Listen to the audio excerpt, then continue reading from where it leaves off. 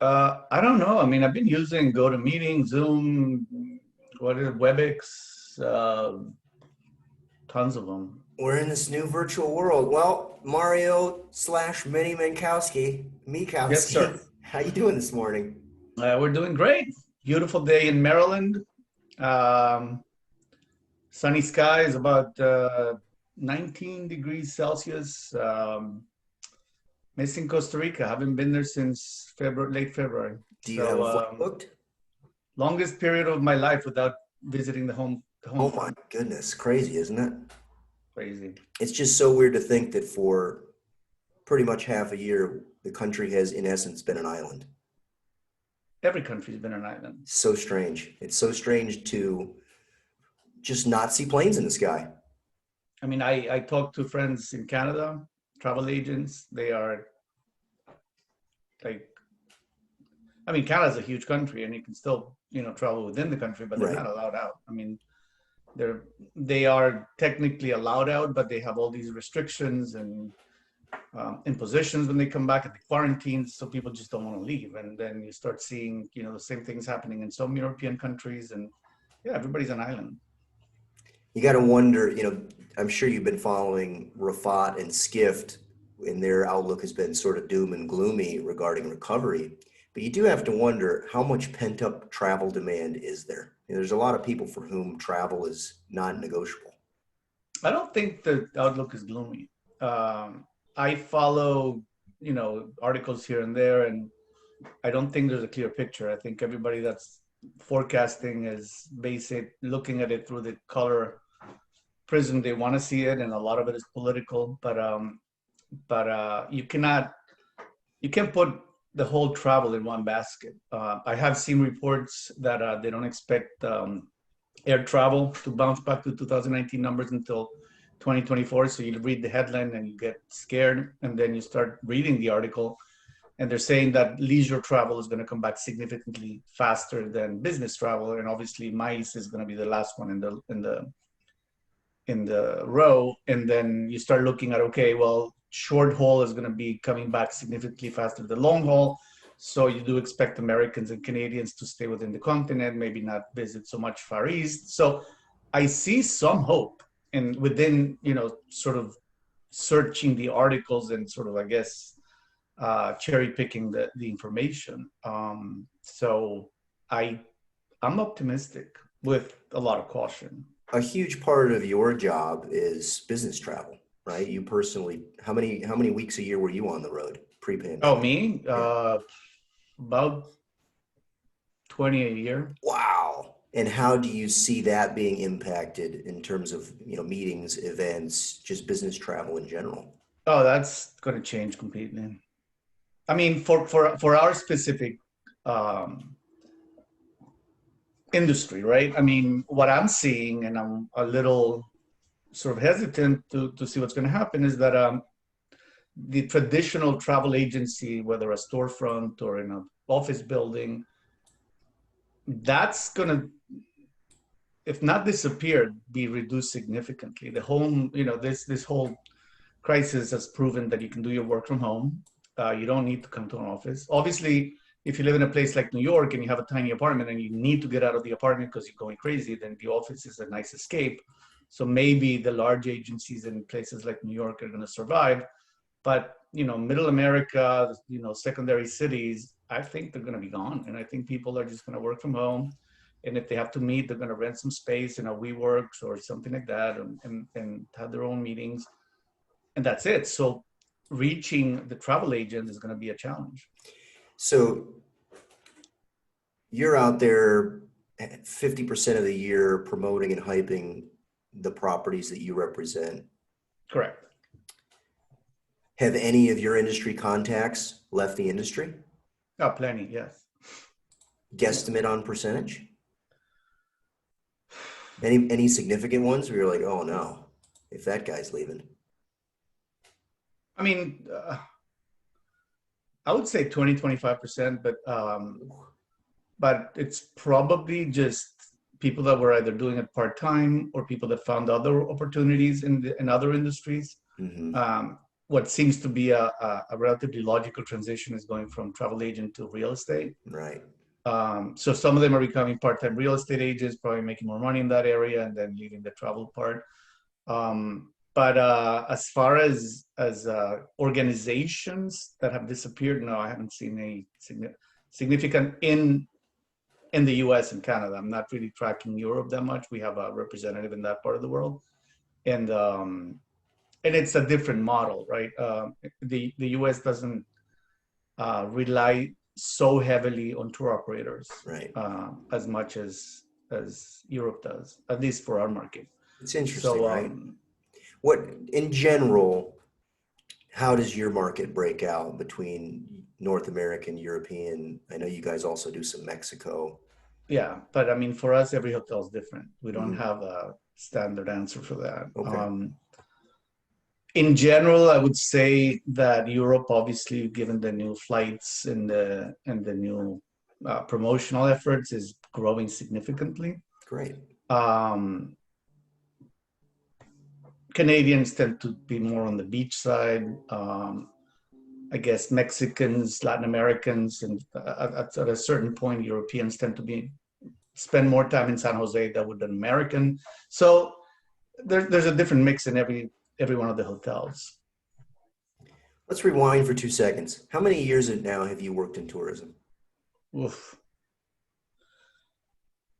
So unofficially, I started in 1991 when my dad bought the Tabacon property, and he started designing the place. So I was involved mostly on the outside, looking at what he was doing and helping out a little bit in the early 90s. We opened in 1993, and I was there for the opening, but Wow. officially with like a job position, 1996 as the GM of the Hotel Presidente.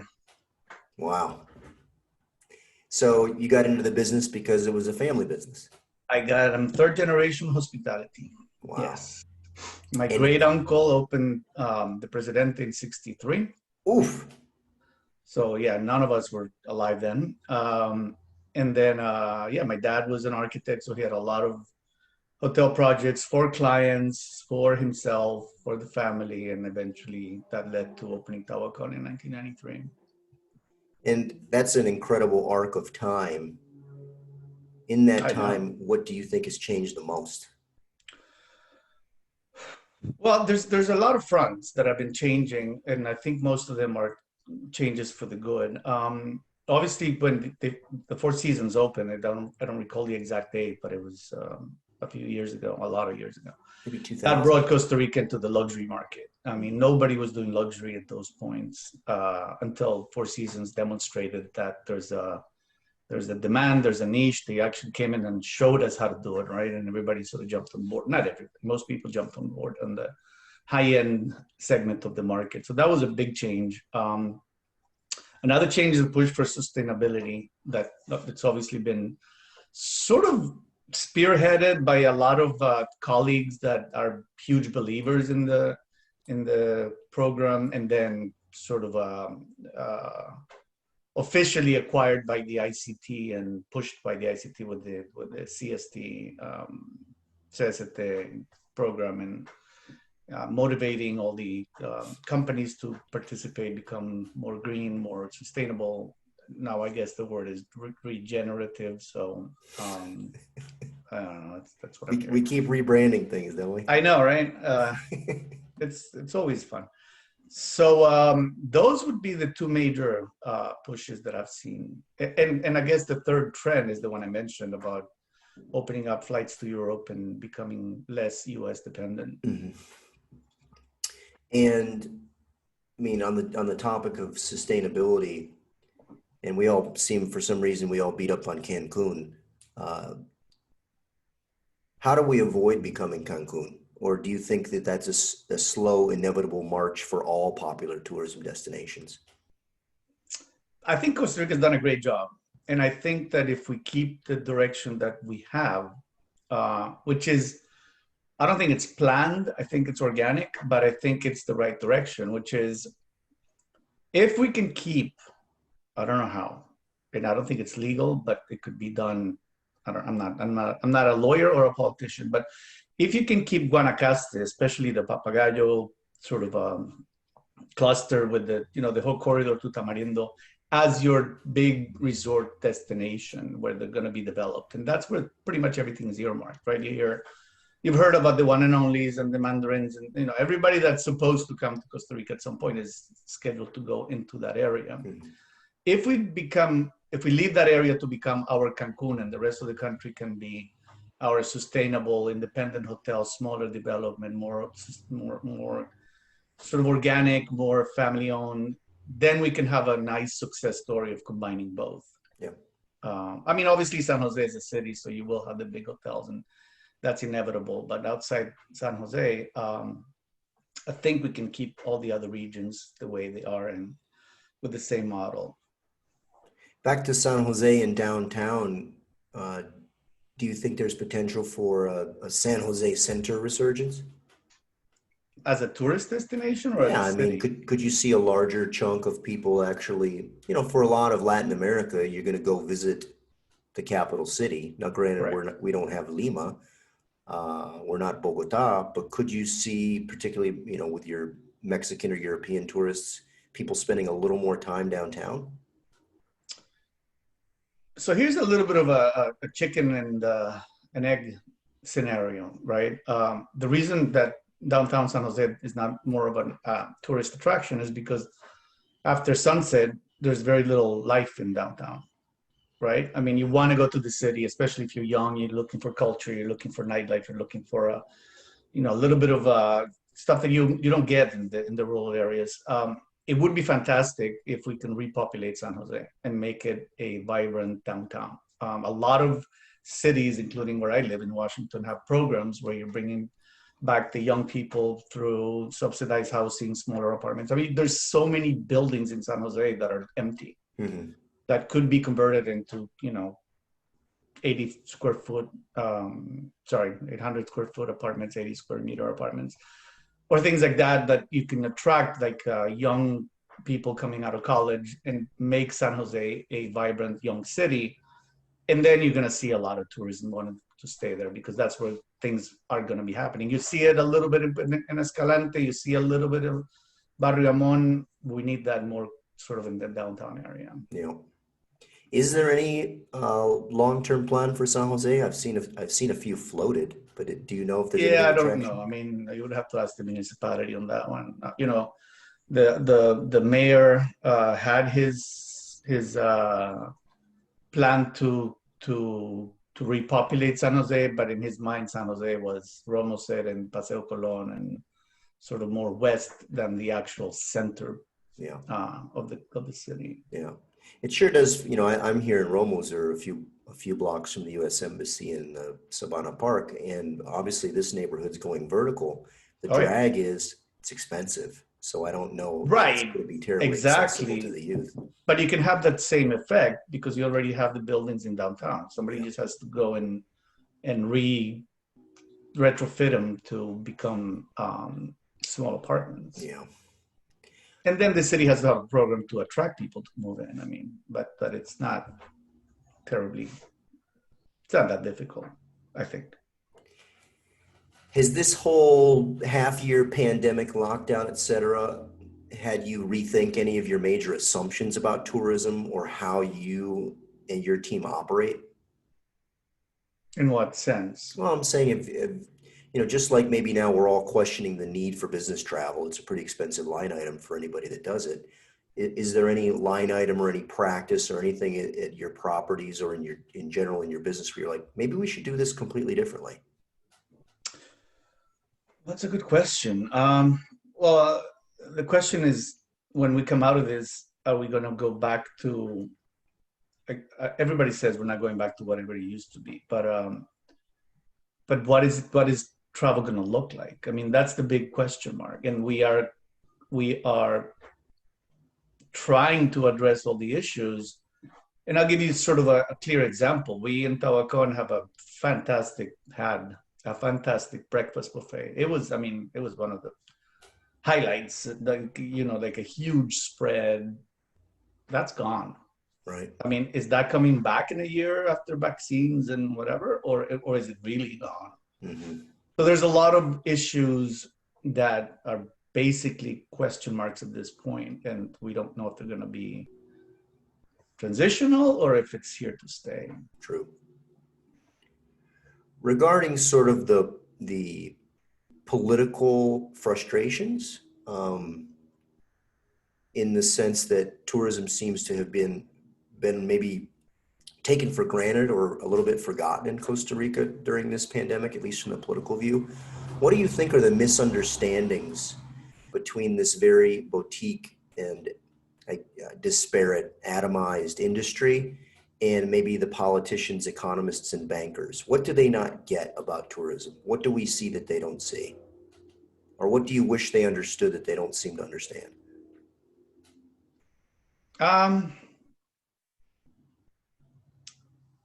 so the first thing is that tourism is a long-term business, and bringing tourists to the country takes significant planning and significant promotional efforts and significant activation of all the networks and all the distribution channels. So when somebody says, okay, we're opening the borders August 1st, and they just sort of, open the faucet, the tourists are not going to come in rushing. They're not just sitting at the airport in Germany waiting for the flight to take off. And I mean, it takes time. So if we don't signal immediately that the country's open for business, that we're welcoming tourists, we start promotional effort by the ICT, we're running a very, very high risk of losing the high season. And high, I mean high, because it's not, nobody expects it to be the occupancies we had a couple of years ago. But we're trying to at least break even, right? We're trying to get the machine going, the engines warmed up a little bit. But if we don't do something now, and by the way, the announcement of November 1st for the whole U.S. market was a major step forward. Huge. But we have to understand that most tourists, most potential visitors right now are sitting on their desks. It's getting cold in the U.S. And we're starting to think Christmas, we're starting to think, winter, we're starting to think, how to get out of here. A lot of people may want to wait for the vaccine. Other people are fed up of being, at home and they're itching to get out of here. We need to find those that are ready to travel. We need to work with the airlines to start flights again. And we need to start promotion, because when you're sitting, watching the leaves change colors and you start thinking of travel, you also start thinking, well, Belize is making a lot of noise. The Dominican Republic is making a lot of noise. I'm not going to go to Europe because I still can't go there. Mexico is definitely making a lot of noise. So I'm starting to think where to go, and I don't see Costa Rica doing anything. Segue into next question. If you had the power to shape Costa Rica's tourism future, what would you do differently? What would you start doing? What would you stop doing? Well, look, I mean, Gustavo, our minister, is a fantastic person, and I don't think we could have at this particular juncture in time a better person sitting in that chair. He's been a pretty amazing surprise hero in all this.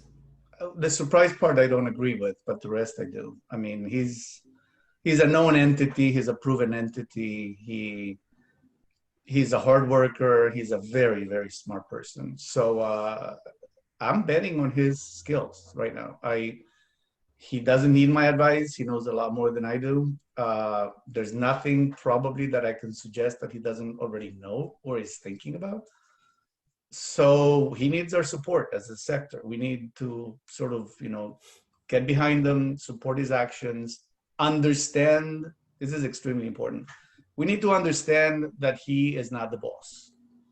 Okay, he may be the boss of the ICT, but the final decision is not his. And that would be on airports, on health, on spending, budgets. So he needs our help to basically get his ideas across. But I trust him. What do more, for lack of better words, say sophisticated tourism destinations do that we don't do? Maybe a Spain or, I don't know, Ireland. What they do now? Or Yeah, I'm saying, is there a best practice that perhaps more moneyed or more historic destinations, just more, places with more experience, What are they doing? How does this evolve to a next level that we're just not at yet? Uh, I think that goes back first to what kind of tourism you want to bring, Mhm. uh, and what kind of infrastructure you want to develop. So it goes back to your Cancun question, because you may say that Mexico is doing a lot of things better than we are. Well, maybe before this current government, but the truth is they're attracting a market segment that it may not be a good fit with Costa Rica. So we have to first think of where we want to be in 10 years, Mhm. and who we want to bring in here. So it's hard for me to answer that question. Obviously, Costa Rica's had a lot of successes with the no artificial ingredients campaign, with the whole sustainability front that is really sounding worldwide. So they've done a lot of, well, we've done a lot of good things along the way, and there's also missed opportunities that eventually may come back. But we have to plan, maybe take a step back, decide what kind of tourism, where we want to go, what's going to be uh, the face of the traveler moving forward. You hear a lot about, when you read the expert analysis, you would like to believe that Costa Rica is really positioned well to come out of this. Mhm. Meaning, people don't want to be in a museum with 1,000 of their best unknown friends, in line to see the Mona Lisa or to enter the Vatican. They want to be outdoors hugging a tree and seeing plants and breathing fresh air. And so the nature part of it, the safety part of it, so there's a lot of elements in Costa Rica tourism that have us in good position to come out strong. Can we communicate that to the potential traveler? Can you elegantly tell them, why would you go to, I don't know, to a tour of the Louvre if you can not actually come see animals in Manuel Antonio? I mean, how do you do that elegantly? I don't know, but that's the branding you want to come out with and tell them this is safe, this is family friendly, this is a great experience, this is a the new tourism. You're out there promoting the country personally a lot. And I would assume a lot of times you're still running into misconceptions regarding a mismatch between the brand and the reality. What are the most common misconceptions when you're out there speaking with agents or press or anybody else? What do they think Costa Rica and Costa Rica tourism is versus the reality? I mean, one of the misconceptions, and I don't know if that's the label I would use, but one of the roadblocks that I've faced the most is that a lot of the traditional travel agents that sell the whole world, and that's maybe a part we don't understand, is that when you're sitting in front of a travel agent that has a very solid portfolio of clients, those clients probably take 1 or 2 trips a year, depending on family composition, budget, and time. But typically, you're going to have a Christmas trip and a spring trip or a summer trip. I mean, and these agents have to be experts on the whole world, because the client comes to them and says, I want to go to Australia. They have to be able to say Australia. The clients come in and say, I want to go, see the Serengeti. They need to be experts on Africa. If they say, I want to go see the pyramids in Egypt, they need to. So Costa Rica is one destination of 100 that they have to offer. They piggyback on each other. Some have been to the country, some haven't. So what happens, and I've seen this a lot, is that a lot of agents that have not visited Costa Rica or have not visited Costa Rica the right way think Costa Rica is 2 nights in Arenal, 5 in Papagayo, go home. And that's sort of the easy sell, the easy package. Nobody questions anything because they don't know any better. And then you're leaving out a whole, 90% of the country that has maybe a better fit in terms of experiences to their particular customers. So they know Costa Rica, they know what it offers, they know it's a combination of rainforest and beach, but that's sort of their go-to package. And you, as a travel planner DMC company, probably see this a lot more than I do. Sure. Yeah, I So think how do you there's a convince a strange. travel agent you don't necessarily need to go to Papagayo. There's beautiful beaches in Limon. There's beautiful beaches in Santa Teresa. There's beautiful beaches in the Central Pacific. Why are you so set on, Guanacaste? Speaking of that, are there lesser known destinations that you really enjoy? I mean, when you are attempting to travel for your own pleasure internally in Costa Rica, are there spots that you like to go to? Of course, Santa Teresa. Come on, dude. that's the that's the secret. That's the next what do you call that? Past secret of Costa Rica. Mm, When I'm visiting travel agents, 90% of them have never heard of Santa Teresa. crazy. It's crazy. Uh, are you seeing in all of your conversations with agents and press and whatnot, what post-pandemic trends do you see emerging in terms of traveler preferences, or how perhaps some hotels are going to have to rebrand themselves or reposition? Do you see any clear change in traveler preferences emerging? Not yet. I'm seeing a lot of demand for, okay, what are your COVID protocols?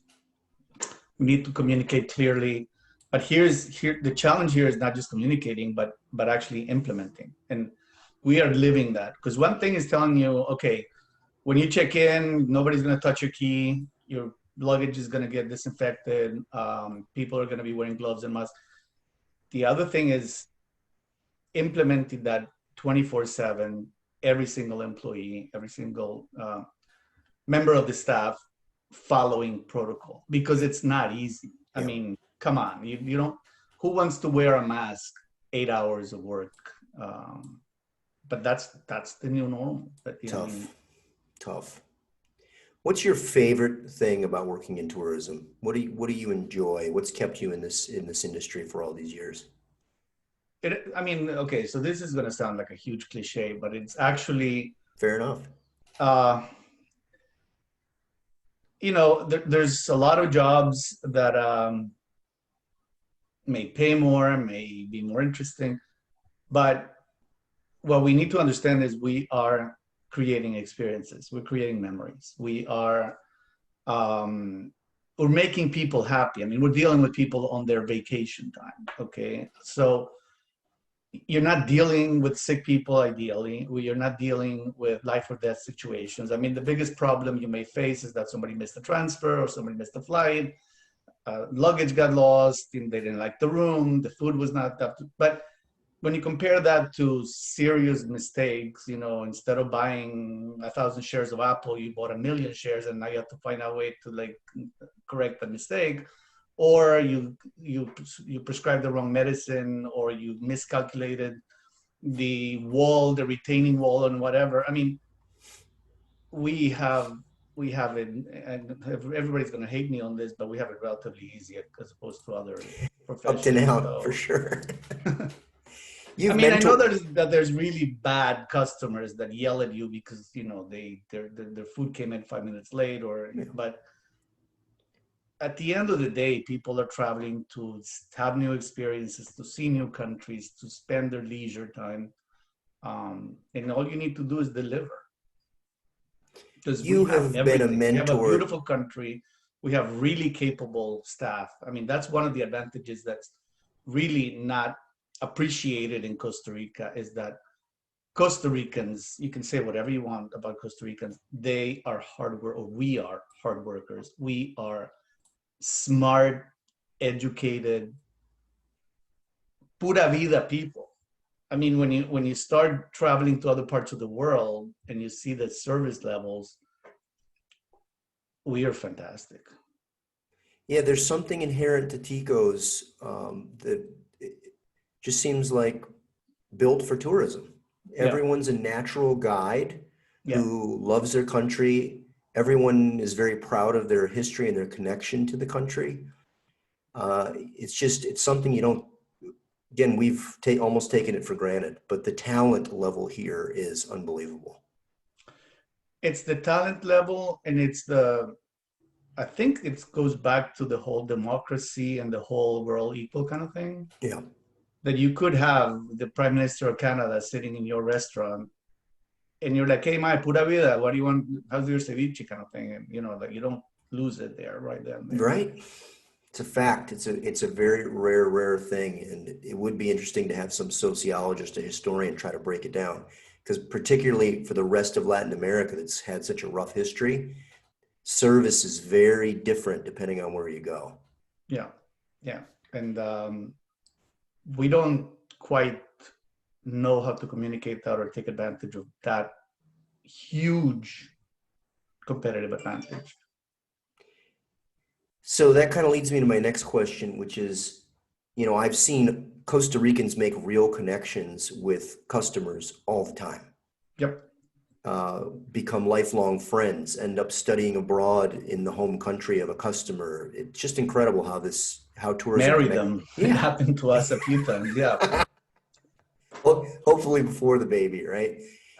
Yeah, hopefully, yeah. Do you have any particularly interesting stories that stand out in terms of lifelong connections to a customer?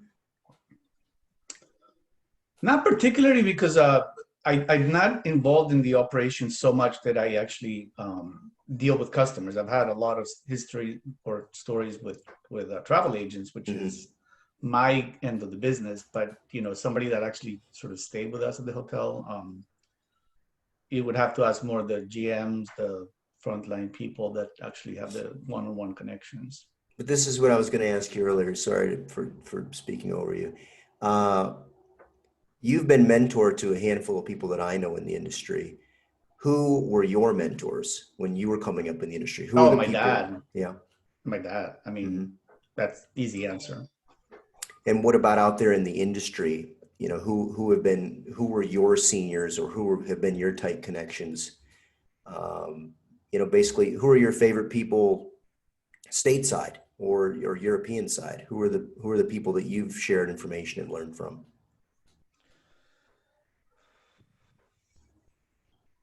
I mean, you can learn from everybody. Everybody has something to share, something to teach you. So it's a matter of opening up and learning. I believe it or not, we had a German manager in Tabacon for a number of years. He brought us to the luxury segment. He helped us navigate through the 2008 crisis. So I learned a lot from him.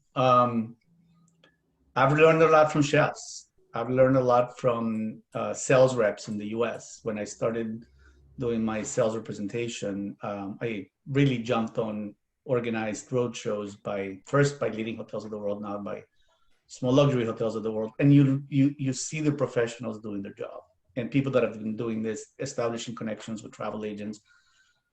And I've learned from reps from Europe, reps from the US, how they really establish friendships.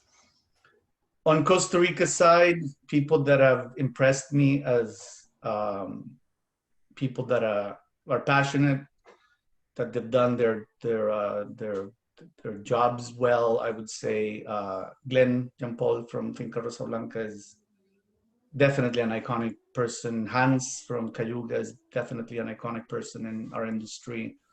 Um, in my particular region of Arenal, I have to admire a lot of people. I would say that one of the persons that I admire the most in our area is Humberto from Jacamar Tours. Sure.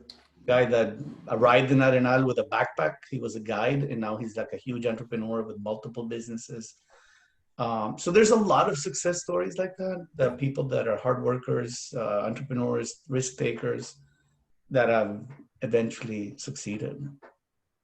Last question. And this is one of the biggest questions about Costa Rica on the interwebs.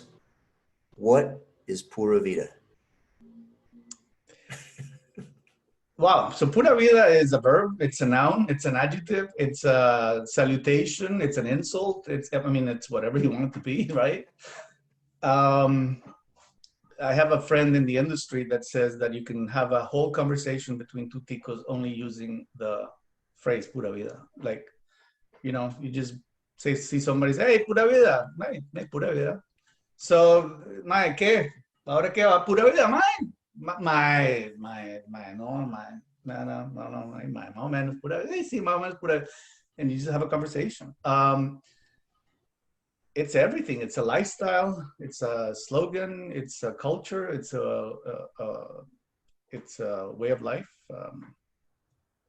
Has it been said as long as you can remember? Do we I'm know sorry. when this came about?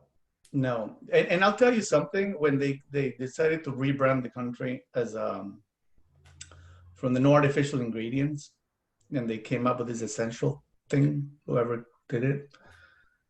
I mean, when you have something staring you in your face, and Pura Vida is the Costa Rica brand. I mean, like it or not, that is the brand of the country. I don't know why we just don't use it. True. Pura Vida Costa Rica. I mean, it means everything, right? I mean, pure life, it's nature, it's optimism, it's future, it's health. I mean, It's it balance. is what it is. Yeah, it's pretty amazing. And yeah, 20 years on, I think I'm starting to get it. Well, listen, thank you very much. It's always fun talking with you. Yeah. And Have keep doing what you're doing. I mean, we'll eventually come out of this one stronger. But there's only one keep way forward. let's keep treading, and let's keep trying to somehow unify this broken sector to move along forward together.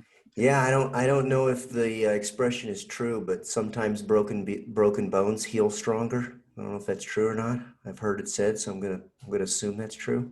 So it certainly is going to be a survival of the fittest.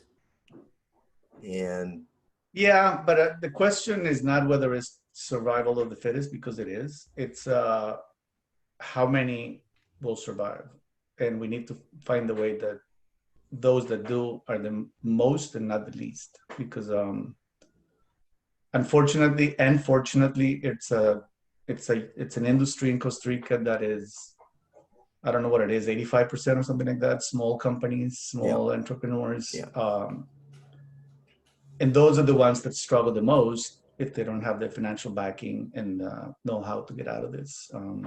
yeah, and they're the ones that make it great. And different, right? Going back to your Cancun question, in Cancun, I'm sure that all the hotels survived, but I'm not so sure about the taco stands. Right.